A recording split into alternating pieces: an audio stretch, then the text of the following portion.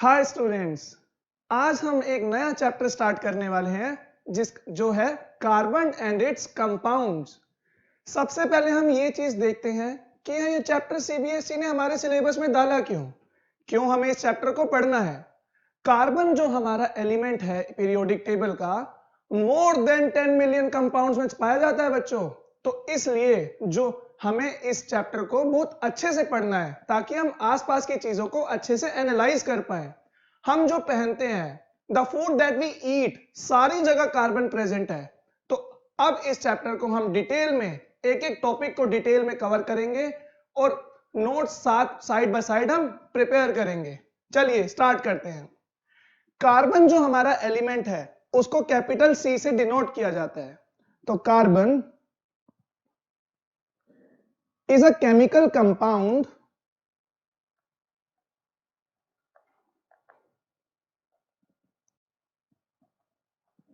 represented by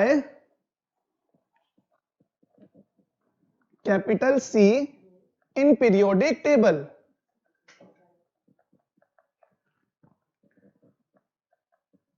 ठीक है बच्चों, मैं आपको एक बात बताऊंगा।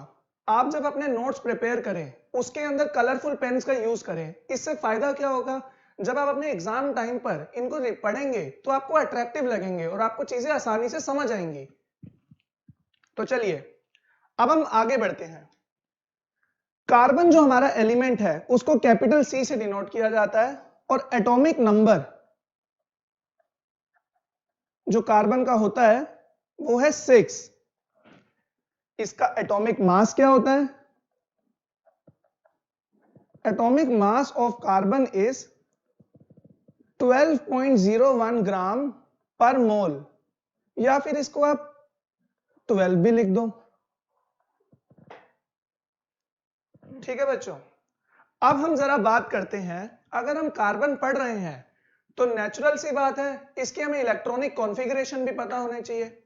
तो जो हमारा कार्बन होता है उसके अंदर कितने इलेक्ट्रॉन्स होते हैं? 6 इलेक्ट्रॉन्स। हम इसको शेल वाइज डिवाइड करके इलेक्ट्रॉनिक कॉन्फ़िगरेशन लिखेंगे। हमारे शेल्स कौन से होते हैं? के शेल, एल शेल, एम और एन। ठीक है बच्चों, तो जो हमारा कार्बन होता है उसके अंदर के शेल में होते हैं 2 इलेक्ट्रॉन्स और एल शेल में होते हैं 4 इलेक्ट्रॉन्स। तो इन टोटल कितने हो गए? 6 इलेक्ट्रॉन्स। तो नंबर ऑफ इलेक्ट्रॉन्स कितने थे? 6। तो यहां पे आ गए 6। इसको अगर मैं डायग्राम के थ्रू रिप्रेजेंट करूं, ये है हमारा के शेल और ये हमारा एल शेल। तो के शेल में हमारे हैं 2 इलेक्ट्रॉन्स और एल शेल में है हमारे 4 इलेक्ट्रॉन्स। जो के शेल के, जो इनर मोस्ट शेल के इलेक्ट्रॉन्स हैं उनको हम कहते हैं कोर इलेक्ट्रॉन्स। क्या कहते हैं बच्चों? Core electrons. तो ये वाले जो दो हमारे, ये वाला और ये वाला जो हमारे इलेक्ट्रॉन्स हैं इन्हें हम कहेंगे कोर इलेक्ट्रॉन्स। और एल और जो हमारे बाहर वाले जो इलेक्ट्रॉन्स हैं ये वाले, इनको हम कहते हैं वैलेंस इलेक्ट्रॉन्स। अब क्वेश्चन उठता है कि अगर मुझे इसकी इलेक्ट्रॉनिक कॉन्फ़िगरेशन लिखनी है तो हम लिखे कैसे? तो हम कुछ नहीं करेंगे। अगर हमसे क्वेश्चन पूछा जाता है what is the electronic configuration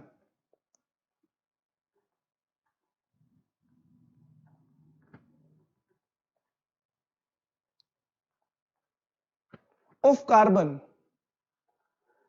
तो हम सिंपल सा जवाब देंगे सर 2,4। 2 के शेल के इलेक्ट्रॉन्स, 4 एल शेल के इलेक्ट्रॉन्स। ठीक है बच्चों, अब हम आगे बात करते हैं। अब हम बात करेंगे कार्बन को कोवेलेंट, और आपको पता है आयनिक और कोवेलेंट बॉन्ड्स में डिफरेंस, ये हमने प्रीवियस चैप्टर्स में अपने पढ़ा है। तो देखिए हमारा जो कार्बन होता है, कार्बन फॉर्म्स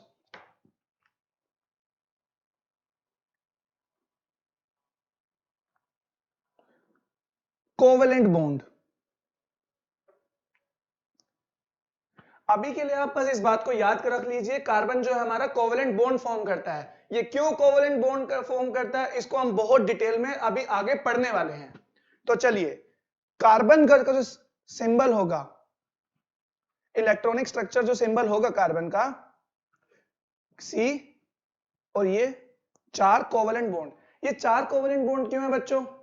क्योंकि हमारे कार्बन के आउटर मोस्ट शेल के अंदर कितने इलेक्ट्रॉन्स है? 4। तो ये 4 बॉन्ड्स दिखा रहे हैं एक एक इलेक्ट्रॉन, जो कि बाहर वाले इलेक्ट्रॉन से, दूसरे एलिमेंट्स के इलेक्ट्रॉन से शेयरिंग कर रहा है, कोवेलेंट बॉन्ड बना रहा है। ठीक है,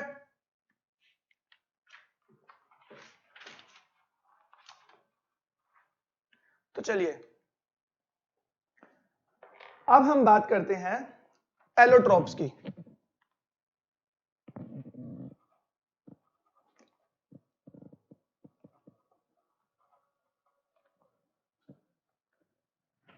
क्या होते हैं allotropes?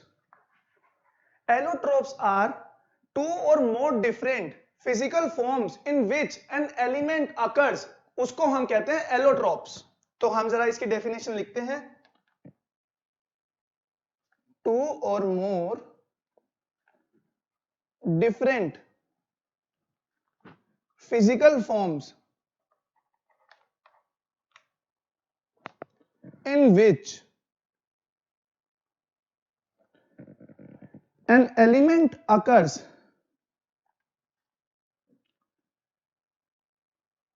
or can exist are called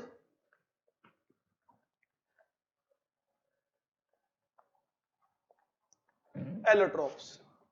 अब जो हमारा नेक्स्ट क्वेश्चन उठता है, सर आपने ये तो बता दिया कि फिजिकल फॉर्म्स अलग होती हैं, क्या इनकी केमिकल प्रॉपर्टीज भी डिफर करती हैं? तो बच्चों नहीं, एलोट्रोप्स की केमिकल प्रॉपर्टीज सिमिलर होती हैं, पर ये फिजिकली अलग होते हैं। तो अब एलोट्रोप्स के एग्जांपल की बात करें तो डायमंड, ग्रेफाइट,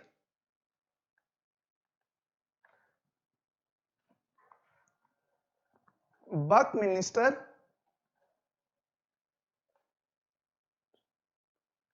फुलरीन। अब जरा देखते हैं, ये जो 3 हैं हमारे एग्जांपल्स हैं किसके? एलोट्रोप्स, हमारे कार्बन के एलोट्रोप्स हैं। अब ये एक दूसरे से कैसे अलग होते हैं, चलो उनकी बात करते हैं। ठीक है, तो सबसे पहला हमारा जो पेपर में क्वेश्चन भी आता है कि what is the difference between diamond and graphite, तो हम भी क्वेश्चन की फॉर्म में उसे लिखेंगे। तो हमारा क्वेश्चन क्या हुआ? What is the difference between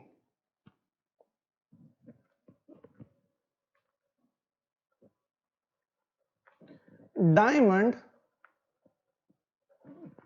and graphite?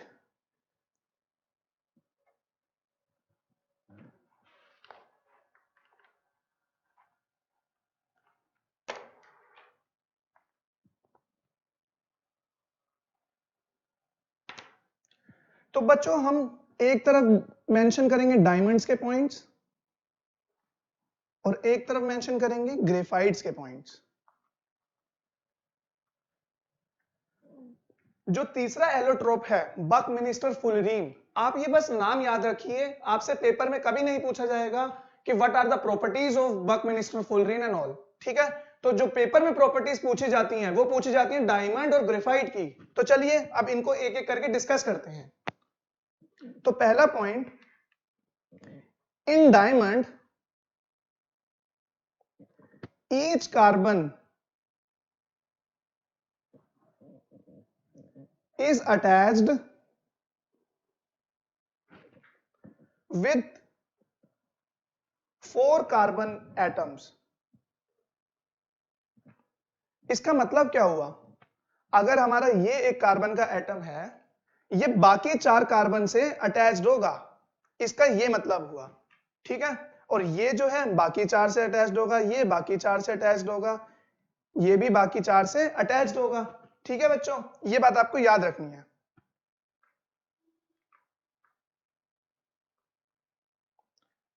ये हमारा बॉन्ड था, ये हमारा कार्बन एटम हो गया।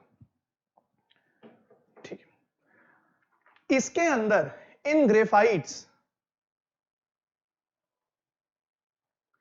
each carbon is attached with 3 other carbon atoms.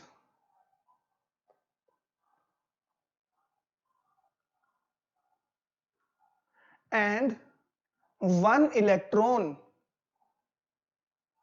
remains free. अब इसको भी देख लेते हैं। अगर ये हमारा एक कार्बन एटम है, ग्रेफाइट के अंदर होता क्या है, 3 तो बॉन्ड्स जो है वो कार्बन से ही बनेंगे, पर एक जो इलेक्ट्रॉन इसका आउटर मोस्ट शेल का होगा वो फ्री रहेगा, वो किसी से बॉन्डेड नहीं होगा। ये पॉइंट मेजर डिफरेंस है डायमंड और ग्रेफाइट के बीच में। अगर हम इसकी स्ट्रक्चर की बात करें तो जो डायमंड हमारा होता है, स्ट्रक्चर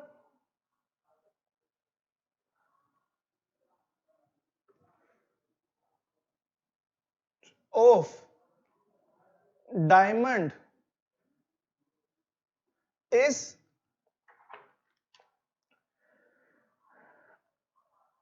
टेट्राहाइड्रल।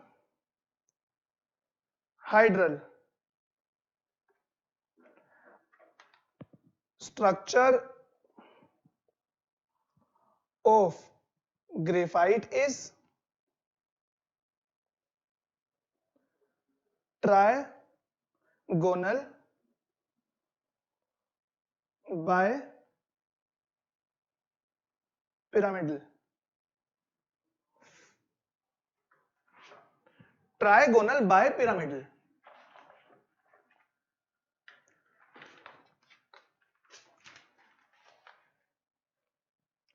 चलिए, हमने अभी तक 2 पॉइंट डिस्कस करे हैं कि कार्बन कैसे अटैच्ड होते हैं एक दूसरे से, और दूसरा उनकी शेप क्या होती है। अब हम बात करते हैं आगे, third point, it is the hardest substance on earth. ये इन दोनों के बीच में एक डिफरेंस है, और it is softer as compare to diamond.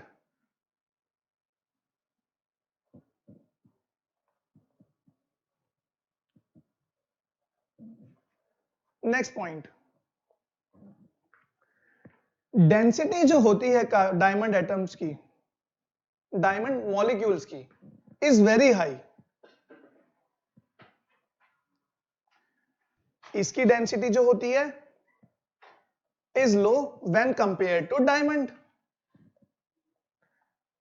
देखो बच्चों, डेंसिटी जो है हमारी एक रिलेटिव टर्म है। अब रिलेटिव टर्म से मतलब क्या है, रिलेटिव टर्म का मतलब क्या है, अगर आप एक चीज से कंपेयर करो तो हो सकता है उसकी जो डेंसिटी है वो ज्यादा हो, पर दूसरी चीज से जब कंपेयर की जाएगी इसकी डेंसिटी तो उसकी डेंसिटी कम होगी। तो इस चीज को हम कहते हैं रिलेटिव टर्म। तो डेंसिटी एक रिलेटिव टर्म है। हाँ, it can not conduct electricity. ये बेटा बहुत इंपॉर्टेंट पॉइंट है, इसको आपको याद रखना है।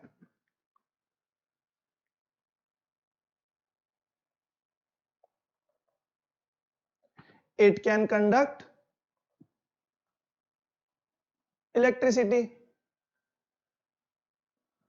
तो बच्चों, अब आपके दिमाग में एक क्वेश्चन आया होगा कि सर ये क्यों नहीं कर सकता और ये क्यों करता है। तो अब हम इसको डिस्कस करते हैं। ये डेंसिटी का इलेक्ट्रिसिटी इसलिए कंडक्ट नहीं कर पाता, जब हमने इसके स्ट्रक्चर की बात की थी तो क्या सा स्ट्रक्चर था इसका, इसके अंदर क्या कोई भी कार्बन एटम फ्री था जिसकी वजह से इलेक्ट्रॉन्स पास हो पाए, इलेक्ट्रॉन्स आगे बढ़ पाए। तो क्या कोई भी कार्बन एटम फ्री था? नहीं था। पर इसके अंदर एक इलेक्ट्रॉन जो है कार्बन का वो फ्री है। इस इलेक्ट्रॉन की वजह से हमारी इलेक्ट्रिसिटी कंडक्ट होगी किसके अंदर? ग्रेफाइट के अंदर। अब हमें जो नेक्स्ट बात करनी है वो करनी है कार्बन किस तरीके के कंपाउंड्स बनाता है। तो चलिए, कंपाउंड्स formed by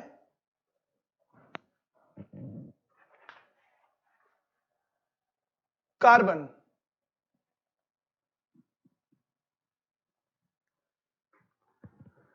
हमारा कार्बन तीन तरीके के कंपाउंड्स बनाता है, साइक्लिक, ब्रांच्ड और लीनियर। तो चलिए एक एक को डिटेल में डिस्कस करते हैं। Carbon can form 3 types of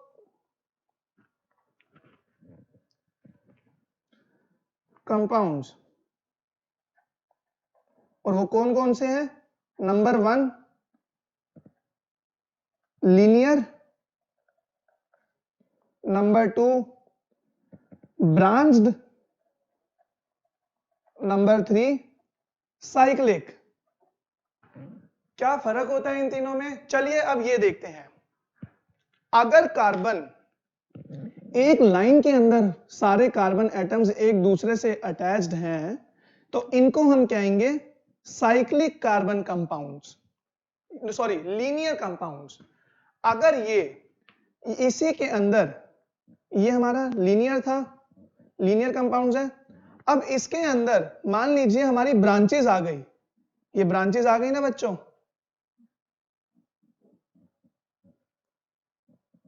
ये देखिए ये ब्रांचेस आ गई हैं। तो इस तरीके के कंपाउंड्स को हम कहते हैं ब्रांच्ड कंपाउंड्स। अब बात करते हैं साइक्लिक। साइक्लिक से आपको समझ ही आ रहा होगा, जो एक कंप्लीट साइकिल बना ले उनको हम कहते हैं साइक्लिक कंपाउंड्स। जैसे कि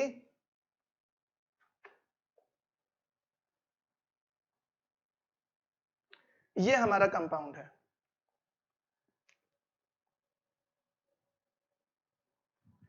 ठीक है बच्चों।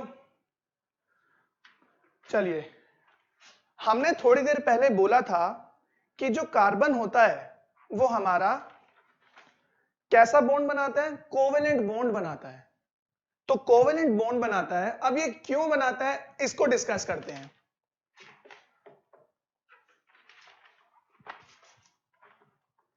चलिए,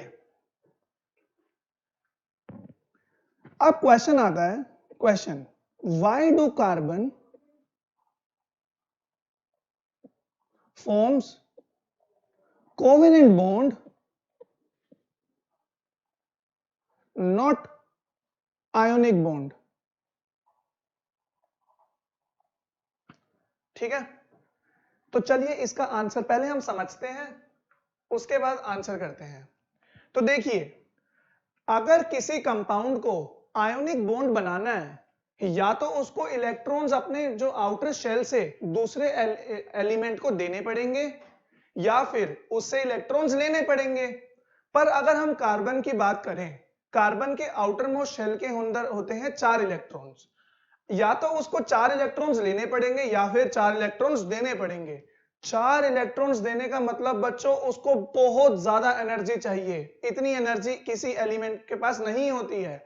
तो इस वजह से कार्बन जो है हमारा कोवेलेंट बॉन्ड बनाता है। तो जो हमारा कार्बन है वो कोवेलेंट बॉन्ड इसीलिए बनाता है क्योंकि उसके आउटर मोस्ट शेल में होते हैं 4 इलेक्ट्रॉन्स, पर 4 इलेक्ट्रॉन्स देने के लिए उसे चाहिए होगी बहुत ज्यादा एनर्जी, या फिर 4 इलेक्ट्रॉन्स लेने के लिए भी।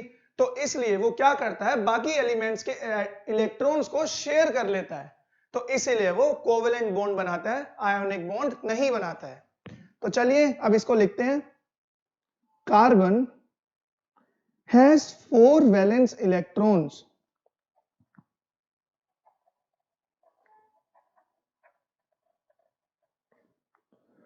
so its valency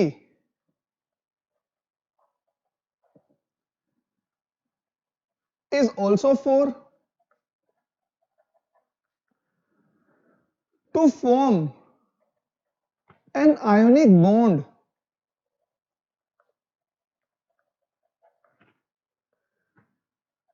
which should either donate 4 electrons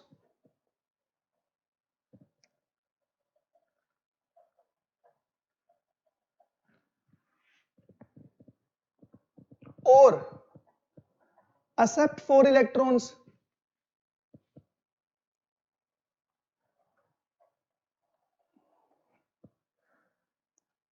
Both requires large amount of energy, so it forms covalent bonds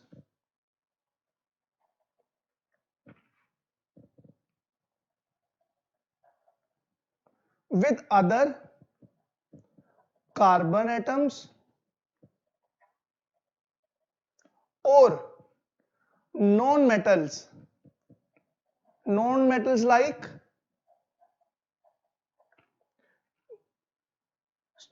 hydrogen, oxygen, chlorine, bromine and etcetera.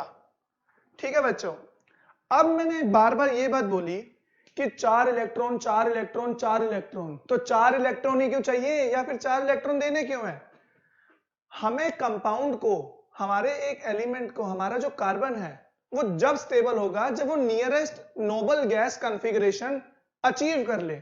Noble gas configuration मतलब हमारे के शेल के अंदर 2 इलेक्ट्रॉन्स, एल शेल के अंदर 8 electrons, तो 8 electron complete करने के लिए उसको 4 इलेक्ट्रॉन लेने पड़ेंगे, पर उससे जो पिछली हमारी नोबल गैस कॉन्फ़िगरेशन है वो है हीलियम की, जो कि He2 जिसके अंदर 2 एटम्स होते हैं, तो 4 इलेक्ट्रॉन इसलिए देने पड़ेंगे। अगर उसने 4 इलेक्ट्रॉन्स दे दिए तब वो stable electron noble gas configuration achieve करेगा, या फिर 4 इलेक्ट्रॉन वो ले लेगा तब वो नोबल गैस कॉन्फ़िगरेशन को अचीव करेगा। तो ये बात आपको याद रखनी है। चलिए अब हम आगे बढ़ते हैं। अब जो है हमारा one of the most important topic इस चैप्टर का स्टार्ट हो रहा है, तो वो है hydrocarbons.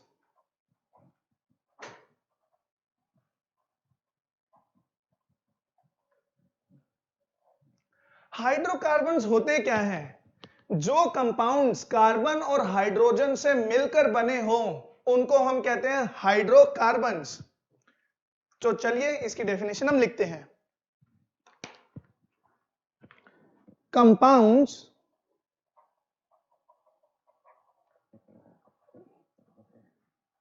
made up of hydrogen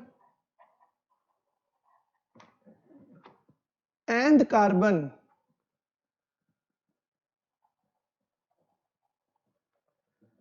are called hydrocarbons। चलिए हाइड्रोकार्बन्स जो हमारे होते हैं वो 2 तरीके के होते हैं, सैचुरेटेड एंड अनसैचुरेटेड। तो चलिए अब इसको डिस्कस करते हैं।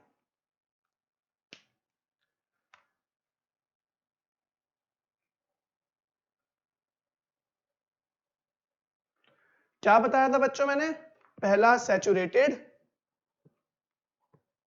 दूसरा अनसैचुरेटेड। सैचुरेटेड हाइड्रोकार्बन्स को हम बोलते हैं एल्केन,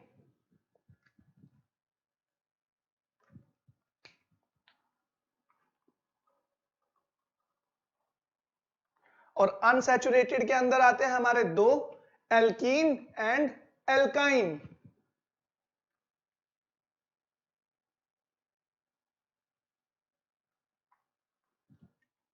तो क्या हो गया बच्चों?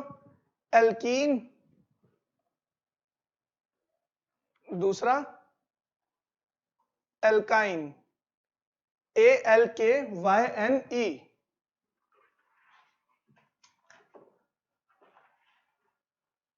चलिए अब हमने पढ़ा जो हमारे हाइड्रोकार्बन्स होते हैं वो होते हैं saturated and unsaturated. Saturated hydrocarbons वो हाइड्रोकार्बन्स हैं जिसके अंदर सारे बॉन्ड्स हो सिंगल बॉन्ड, और अनसैचुरेटेड होते हैं जिसके अंदर मल्टीपल बॉन्ड्स प्रेजेंट हो, double bond, triple bond present हो। ठीक है बच्चों, तो सबसे पहले हम डिस्कस करते हैं एल्केन क्या होते हैं।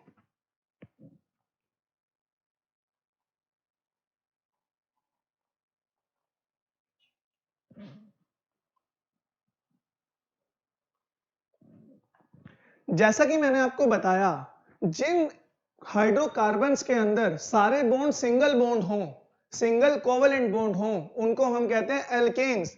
तो एल्केन्स के लिए एक जनरल फॉर्मूला है, वो जो कि है जनरल फॉर्मूला CnH2n प्लस 2। अब ये फॉर्मूला है क्या? जो C है हमारा कार्बन को रिप्रेजेंट कर रहा है, H जो है हमारा हाइड्रोजन को रिप्रेजेंट कर रहा है, N क्या है? N है number of carbon atoms present.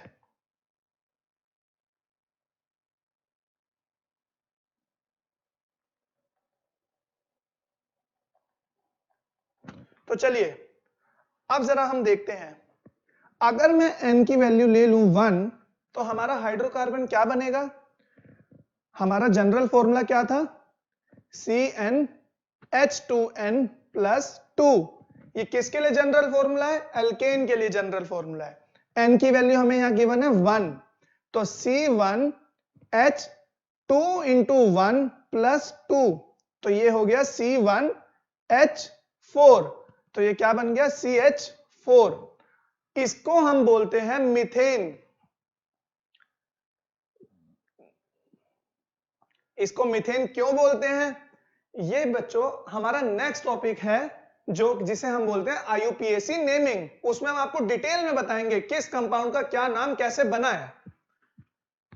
तो चलिए, अगर मैं N की वैल्यू ले लूं 2 तो हमारा जनरल फॉर्मूला था CnH2n प्लस 2। तो हमारा जो नेक्स्ट एल्केन जो ग्रुप है उसका नेक्स्ट मेंबर कौन सा होगा? C2H2 इंटू 2 प्लस 2, ये क्या बन गया? C2H4। इसको हम बोलते हैं बच्चों इथेन। एक बात और आप याद रखिए, आपके पेपर में कई बार आपसे यह बात पूछ ली जाती है, which gas is use for stop burning, pose burning. अगर बर्निंग का प्रोसेस पोज करना है तो हम कौन सी गैस यूज करते हैं? तो उसका आंसर है methane, responsible for posing burning.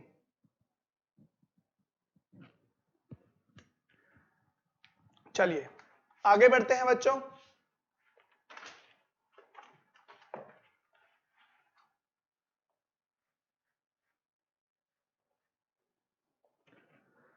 हमने अभी तक बात की थी N2 तक की। अगर मैं N की वैल्यू 3 डालूं, हमारा जनरल फॉर्मूला था CnH2n प्लस 2, तो हमारा क्या हो जाएगा? C3H2 into 3 plus 2 C3H6। इसको हम कहते हैं प्रोपेन। अगर N4 डालूं तो जनरल फॉर्मूला था CnH2n plus 2 C4H2 into 4 plus 2 C4 sorry ये C3H8 था बच्चों, तो C4H10। इसको हम कहते हैं ब्यूटेन। जैसे जैसे मैं N की वैल्यू बढ़ाता जाऊंगा हमें एक नया कंपाउंड मिलता जाएगा जो कि हमारा एल्केन ग्रुप में प्रेजेंट है। अब हमने N की वैल्यू जब 4 डाली तो C4H10 मिला जिसको हम कहते हैं ब्यूटेन। यही गैस बच्चों LPG भी कहलाती है। जो आपने नाम सुना होगा LPG बस कुछ नहीं बल्कि ब्यूटेन गैस होती है, C4H10। ठीक है बच्चों, ये बहुत इंपॉर्टेंट बात क्वेश्चन है। आपके एग्जाम पॉइंट ऑफ व्यू से देखा जाए ये आपसे कई बार पूछा जाता है कि व्हाट इज LPG। तो LPG is nothing but butane gas. Butane is C4H10। C4H10 is alkane. Which alkane? Saturated alkane, saturated hydrocarbon। चलिए अब आपको एल्केन समझ आ गए होंगे। अब हम आगे बढ़ते हैं हमारे अनसैचुरेटेड हाइड्रोकार्बन्स की तरफ। अनसैचुरेटेड के अंदर मैंने आपको बताए थे दो तरह के प्रेजेंट होते हैं। अनसैचुरेटेड हाइड्रोकार्बन्स दो तरीके के होते हैं, पहला एल्कीन, दूसरा एल्काइन। तो पहला जो एल्कीन था अब हम उसको डिस्कस करेंगे। तो अब हम बात करते हैं एल्कीन की। तो चलिए जिस तरीके से हमने एक जनरल फॉर्मूला बताया था एल्केन के लिए, उसी तरह हमारा एल्कीन के लिए भी जनरल फॉर्मूला होता है। तो जनरल फॉर्मूला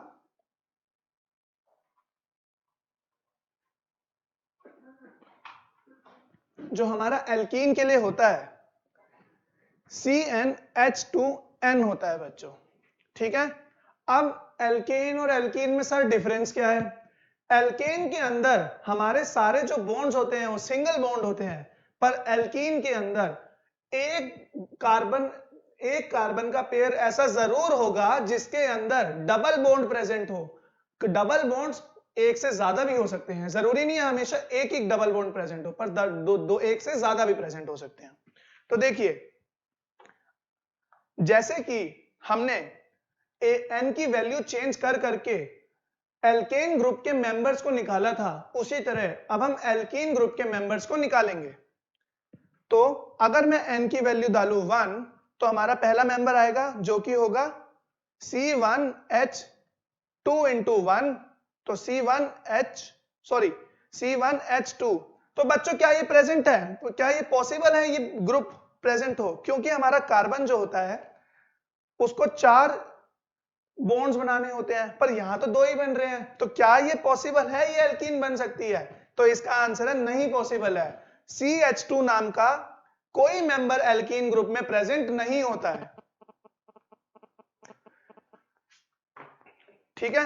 अब हम आगे बढ़ते हैं। तो क्या जो हमने अभी फॉर्मूले की बात की थी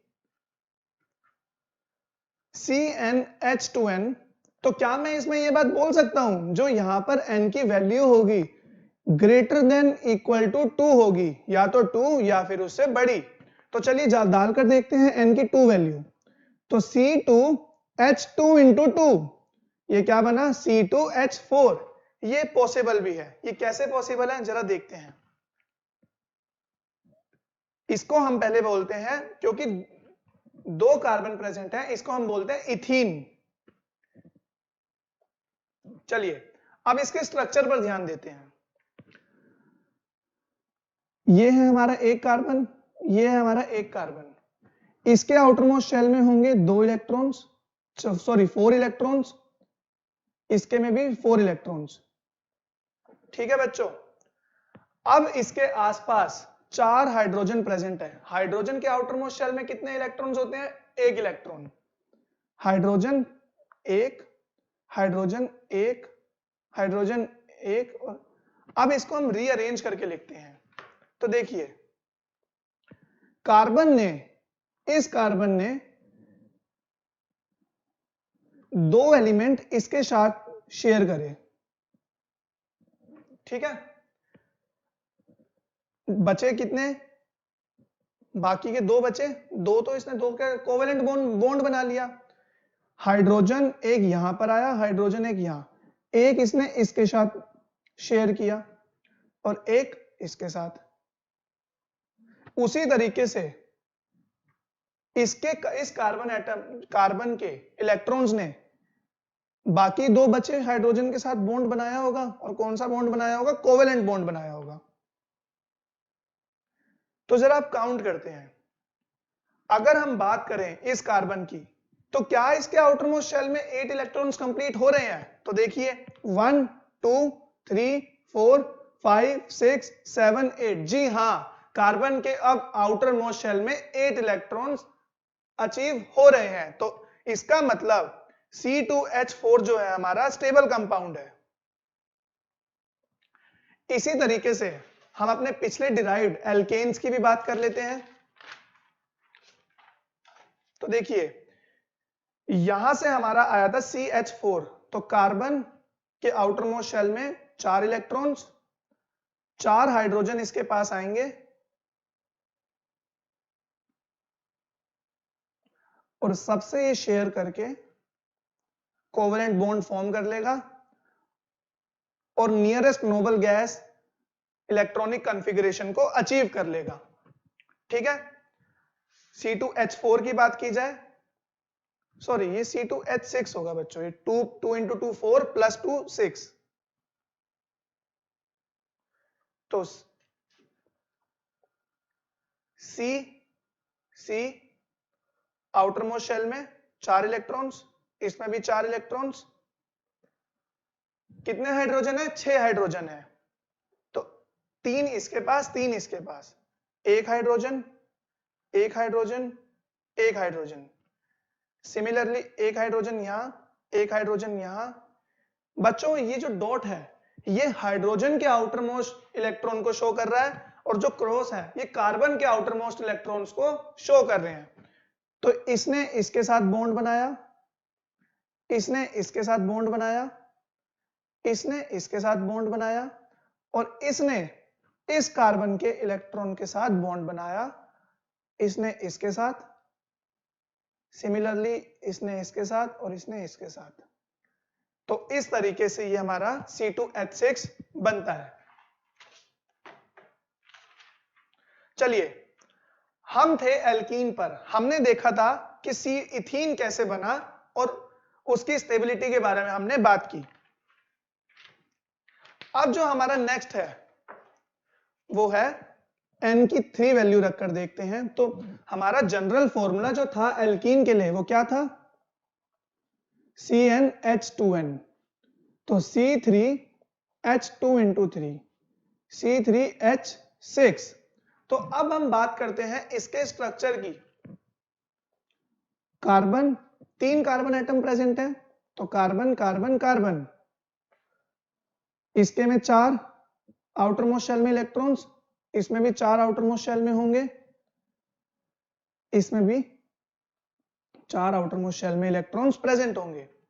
ठीक है बच्चों, अब क्योंकि ये हमारा एल्कीन है, तो किसी एक कार्बन पेयर ने तो डबल बॉन्ड बनाया होगा। तो इसको अगर हम अरेंज करके लिखें, इसको मैं ऐसे लिख सकता हूं बच्चों,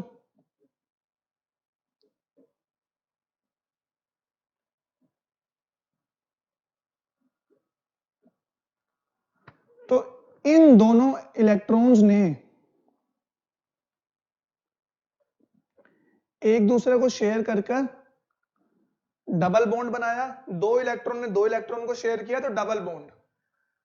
इस इलेक्ट्रॉन ने हाइड्रोजन के इलेक्ट्रॉन को शेयर करके सिंगल बॉन्ड बनाया, इस इलेक्ट्रॉन ने हाइड्रोजन के इलेक्ट्रॉन को शेयर करके सिंगल बॉन्ड बनाया, इसने हाइड्रोजन को शेयर किया। ठीक है, और अब आ गए और इसने, अब आप बच्चों देखो, इसने इससे तो बॉन्डिंग कर ली, पर क्या ये कार्बन एटम अभी भी इन दोनों से बॉन्डेड है? नहीं है। तो ये वाला जो हमारा इलेक्ट्रॉन है वो इससे बॉन्ड बना लेगा, और जो बाकी बचे हुए 3 इलेक्ट्रॉन है वो हाइड्रोजन से बॉन्ड बनाएंगे।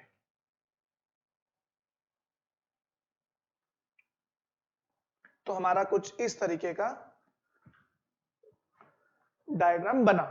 अब इसको हम ऐसे भी तो रिप्रेजेंट कर सकते हैं, ये हमारा कार्बन एटम था, इसने डबल बॉन्ड दूसरे कार्बन के साथ बनाया, इसके 2 हाइड्रोजन से बॉन्ड थे, इस कार्बन का एक दूसरे कार्बन से बॉन्ड था, और एक हाइड्रोजन से बॉन्ड था, और बचे हुए इस कार्बन के 3 हाइड्रोजन के साथ बॉन्ड थे। तो क्या हम स्ट्रक्चर को ऐसे भी लिख सकते हैं? अब हम आगे जब भी बात करेंगे हम इसी फॉर्म में बात करेंगे। ठीक है बच्चों, तो ध्यान से आप देख लीजिए कैसे बनाया गया है। अगर आपको कोई भी डाउट्स हो तो कमेंट सेक्शन में मेंशन कर दीजिए और हमसे पूछिए। तो चलिए अब हम बात करते हैं n = 4 के लिए। तो ये जल्दी से आप बताएंगे। जनरल फॉर्मूला था CnH2n, C4H2 into 4, C4H8। तो इसका डायग्राम अगर बनाया जाए, डबल बॉन्ड सिंगल सिंगल, तो हाइड्रोजन हाइड्रोजन,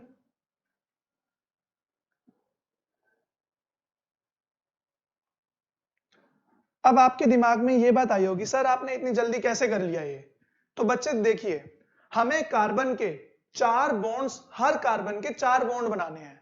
तो हमें पता है हमें अल्कीन फॉर्म करनी है, और ये इस अल्कीन को हम कहते हैं ब्यूटीन। तो हमें ब्यूटीन फॉर्म करनी है। इसका डायग्राम कैसे बनाया जाए? हमें पता है ये एल्कीन है, तो एक तो डबल बॉन्ड पक्का प्रेजेंट होगा। तो मैंने क्या किया, एक डबल बॉन्ड लगा दिया, ठीक है, और बाकी कार्बन के बीच में सिंगल सिंगल बॉन्ड लगा दिया। अब मुझे क्योंकि 4 बॉन्ड्स बनाने हैं हर कार्बन को, तो यहां ये डबल बॉन्ड हो गया, तो बचे 2 बॉन्ड, दोनों को मैंने हाइड्रोजन के साथ अटैच कर दिया। यहां पे 2 बॉन्ड ये, 1 बॉन्ड दूसरे कार्बन के साथ, तो बचे कितने बॉन्ड? 1 बॉन्ड, उसको मैंने हाइड्रोजन से अटैच कर दिया। इस केस में एक कार्बन यहां पे अटैच्ड, एक कार्बन का बॉन्ड यहां पे, बचे कितने बॉन्ड? 2 बॉन्ड, दोनों को हमने हाइड्रोजन के साथ अटैच कर दिया। इस केस में कार्बन जो है एक कार्बन के साथ बॉन्डेड है, बचे कितने बॉन्ड? 3 और बॉन्ड बचे, उनको मैंने तीनों हाइड्रोजन के साथ अटैच कर दिया। तो चलिए आगे बढ़ते हैं।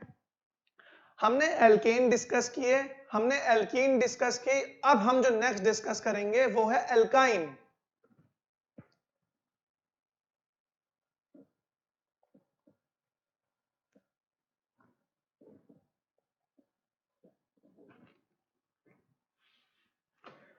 तो बच्चों, एल्केन वो होते थे जिसके अंदर होते थे सिंगल बॉन्ड, एल्कीन वो होते थे जिसके अंदर होते थे डबल बॉन्ड्स, एल्काइन वो होंगे जिसके अंदर एक कार्बन पेयर के बीच में होगा ट्रिपल बॉन्ड। इसके लिए जो जनरल फॉर्मूला है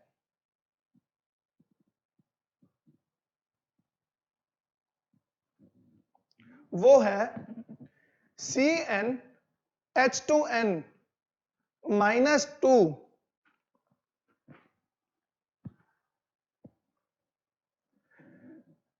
अब हम n की वैल्यू डालते जाएंगे और अपने एल्काइन ग्रुप के अंदर अलग अलग कंपाउंड्स निकालते जाएंगे। तो चलिए पहले n की वैल्यू 1 डालते हैं। C1 H2 इंटू 1 -2, तो ये क्या आ गया? C1H0। क्या ये पॉसिबल है किसी कार्बन से कोई बॉन्ड ना हो, उसके साथ 0 हाइड्रोजन अटैच्ड हो? नहीं। तो इसका मतलब ये कंपाउंड एग्जिस्ट करता ही नहीं है। तो फिर से हम, जैसे हमने एल्केन की बात की थी, तो क्या हम ये बात बोल सकते हैं यहां पर भी CnH2n -2 में जो n की वैल्यू होगी वो ग्रेटर देन इक्वल टू 2 होगी? तो चलिए अब इसको आगे डिस्कस करते हैं।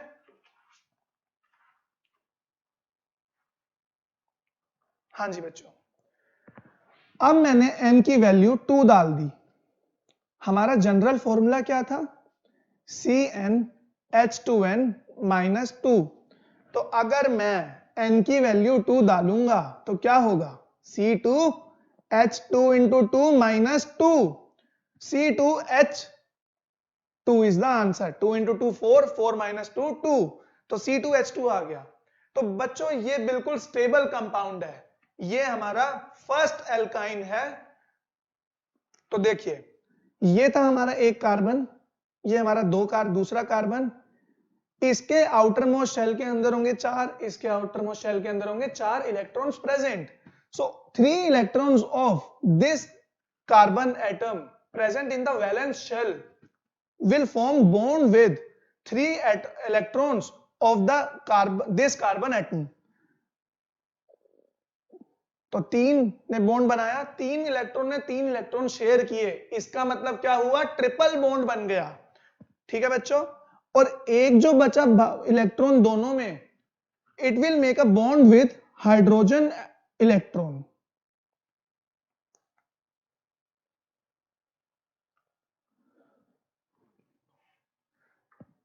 So we got the structure like C is bonded triple times with another C and single bond with hydrogen।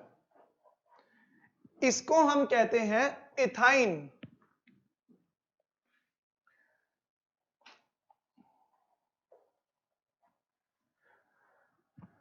अब हम बात करते हैं n इक्वल टू 3 की। हमारा जनरल फॉर्मूला क्या था? CnH2n -2। तो C की वैल्यू 3 डाली तो C3H2 इंटू 3 -2, C3H4, तो ये हमारा हो गया प्रोपाइन।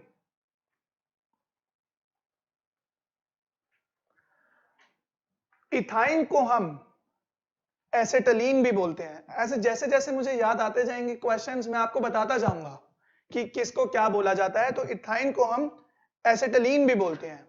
तो देखिए बच्चों, जैसे जैसे n की वैल्यू बढ़ाएंगे हमारा एल्काइन ग्रुप में हमें नेक्स्ट मेंबर मिलता जाएगा। तो जल्दी से आप मुझे बता दीजिए, अब अगर मैं n इक्वल टू 4 डालूंगा तो कंपाउंड क्या बनेगा? तो n इक्वल टू 4 अगर मैं अपने जनरल फॉर्मूले में डालूंगा जो कि है CnH2n-2, हमारा जो एल्काइन बनेगा C4H2 into 4 minus 2 C4H6। अगर इसके हम स्ट्रक्चर की बात करें तो C triple bonded with another C, single bonded with C, single bonded with C। अब देखिए यहां पर ये कार्बन 3 बॉन्ड्स बना रहा है इस कार्बन के साथ, तो एक बॉन्ड, अब एक इलेक्ट्रॉन अभी भी फ्री है, तो वो एक इलेक्ट्रॉन हाइड्रोजन के साथ बॉन्ड बनाएगा। इस कार्बन में देखिए 3 बॉन्ड इसने इस कार्बन के साथ बना लिए और एक बॉन्ड इस कार्बन के साथ। तो क्या इसके पास और फ्री इलेक्ट्रॉन्स है अपने आउटर मोस्ट शेल में? नहीं है, तो ये और किसी हाइड्रोजन के साथ बॉन्ड नहीं बनाएगा। अब जो ये कार्बन एटम है इसने एक बॉन्ड इस कार्बन के साथ बनाया, एक बॉन्ड इस कार्बन के साथ बनाया, इसके आउटर मोस्ट शेल में अभी भी सर 2 इलेक्ट्रॉन प्रेजेंट है, ये 2 इलेक्ट्रॉन हाइड्रोजन के साथ बॉन्ड बनाएंगे। तो हाइड्रोजन हाइड्रोजन। अब लास्ट कार्बन की बात की जाए, ये सिंगल बॉन्डेड है with another this C, so it has 3 more free electrons in the outermost shell, so those 3 electron will form bond with hydrogen electrons। तो इसने हाइड्रोजन के साथ बॉन्ड बना लिया। तो जरा काउंट करिए 1 2 3 4 C4, H कितने हैं? 1 2 3 4 5 6, तो C4H6 हमारा कंपाउंड आ गया जिसको हम बोलते हैं ब्यूटाइन। बच्चों ब्यूटीन नाम कैसे आ रहे हैं अभी आप इस पर ध्यान मत दीजिए। कार्बन कैसे एल्केन एल्कीन एल्काइन में उनके अलग अलग कंपाउंड्स आ रहे हैं, अभी उस पर ध्यान दीजिए। जो हमारा नेक्स्ट टॉपिक है वो पढ़ के आई एम डैम श्योर आपको बिल्कुल भी डाउट नहीं होगा कि ये नाम कैसे आए हैं। बाकी का जो हमारा पोर्शन है इस चैप्टर का हम अपने नेक्स्ट लेक्चर्स में कवर करेंगे। Thank you.